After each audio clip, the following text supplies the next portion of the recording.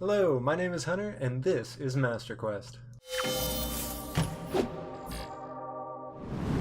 Welcome back, this is MasterQuest, episode 001, as we are covering concept art and primitive games. So we're going to get going real quick here. There's definitely a lot to cover. These summer semesters, cramming 2 class sessions in 1 week is pretty rough. Firstly, Launchpad to Online Learning class, which we talked about a little bit in the first episode, thankfully is over. We don't have to keep doing that class. I thought it was for the rest of the semester, but it was only the week prior. So that's nice to get it out of the way. Moving on to 601, Elements of Games. In the first module, again, we kind of went over the basic structure of the student website and all its resources that it can offer us. So nothing really new there. We then had to find an article on one of the websites included in the module, Gamasutra, IGN, GDC, CTN Animation Expo, TechCrunch. We had to use all these possible news sources to find an article and sort of write about a current event or trend in the gaming industry. I chose to write about an article I found on IGN about Bethesda suing Warner Bros. Over their rather blatant plagiarism of Fallout Shelter, which I will link down below. If you take a look at the two, it's hard not to see the similarities. The article will go into more detail about it. I'll let you read there.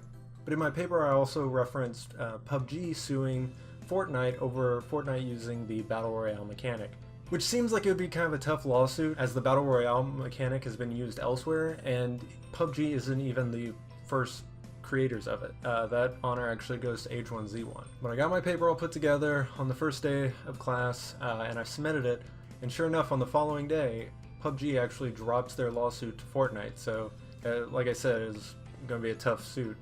And that same day, Warner Bros. Issued a statement to Bethesda.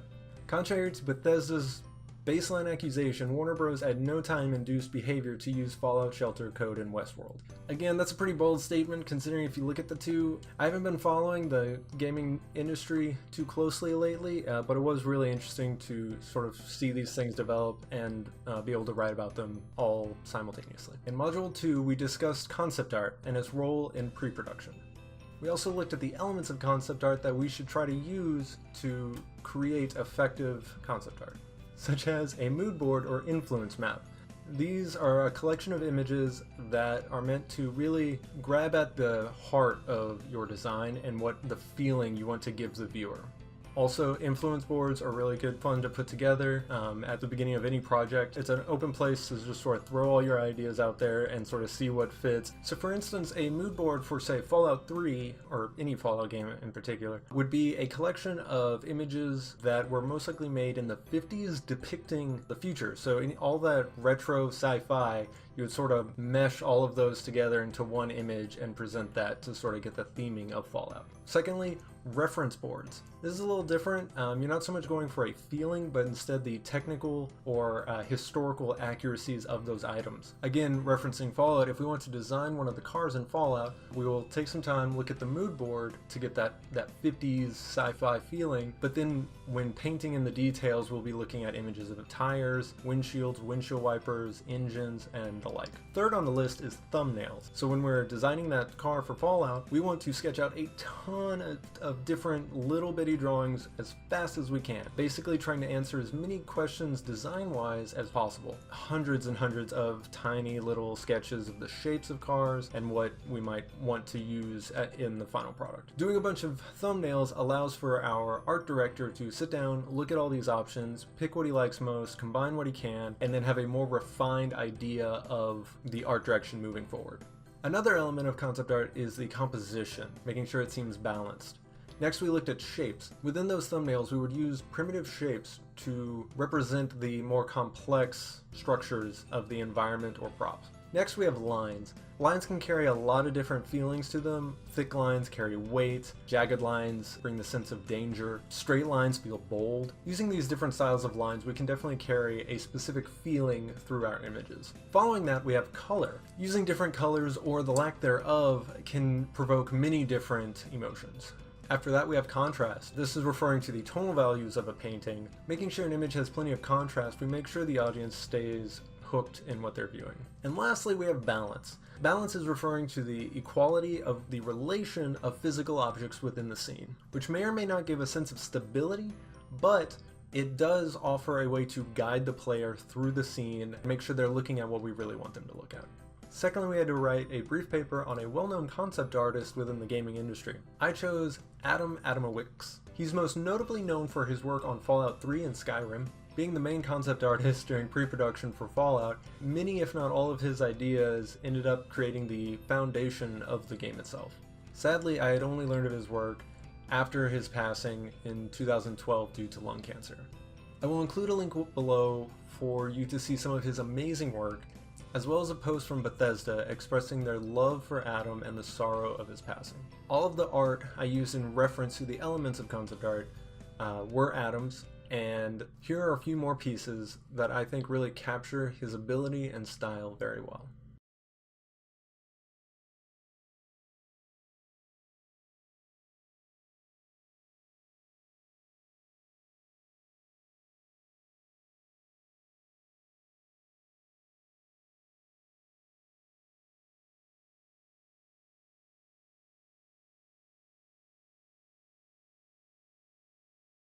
Moving on to GLA 623, History and Techniques of Games. Firstly, the instructor mentioned that we will not be needing either of the books that the syllabus mentioned we would need. However, I am going to attempt to get through Homo Ludens before the end of the semester. In the first module, we focused on the concept of a game. What does it mean to play a game? And what is the definition of game? In class, we defined it as a challenge that is exercised in a field of play where limitations and boundaries are defined by a set of rules. Also in class, it asked us to define game in our own way. I came to the conclusion that a game is an activity that is governed by rules but lacks consequence.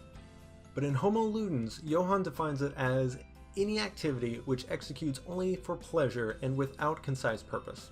I think I end up leaning towards that being the correct definition for now.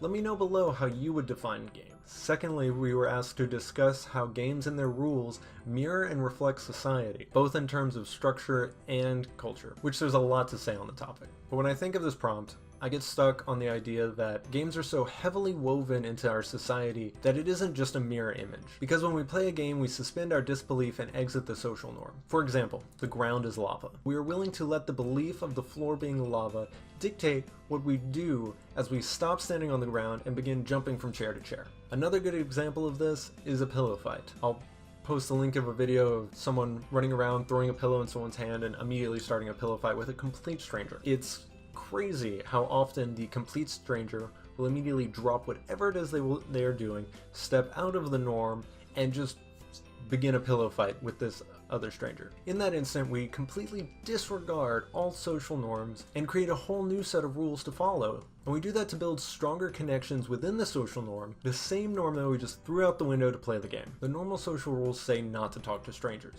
However, if you play tag, you might very well tag and or speak to a complete stranger.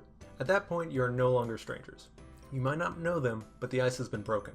And now you're both free to learn about each other outside of the game. So to me, it seems like games both break the societal structure and facilitate it at the same time. Moving on, in Module 2, we discussed prehistoric societies and the games that they played.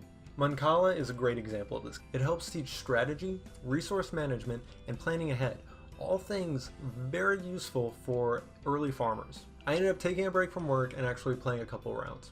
The Royal Game of Ur is another excellent example of games in early society, as it is one of the first known games depicted in a painting.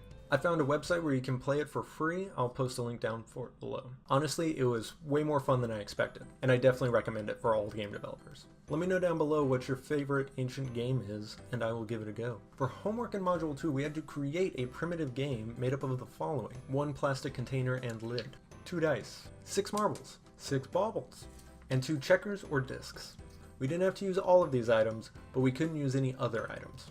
The game I made was called Párte To Mármaro, which is Greek for take the marble. While making the game, I tried to design it to fit perfectly within ancient Roman society. This really helped me to understand possible real-life limitations and purposes for the game. We also had to make a small rulebook of the game and a video on how to play it. And it turned out pretty well, I think. If you want to give it a try, I'll post a link down below. Let me know what you think. Lastly, we discussed what roles we think games filled in prehistoric society, and in what ways those games would be useful to those ancient cultures.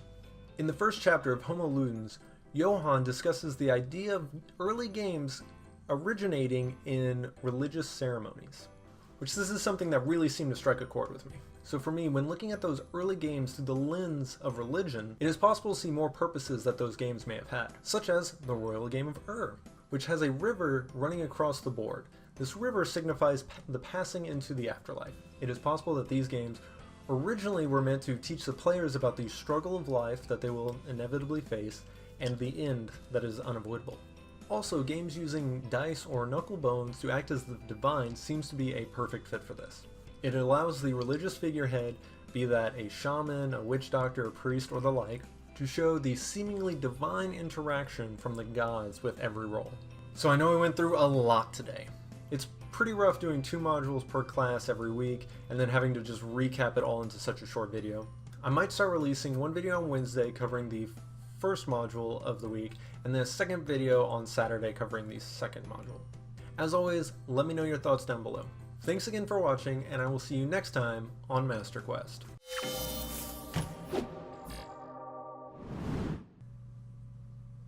I'm out of breath.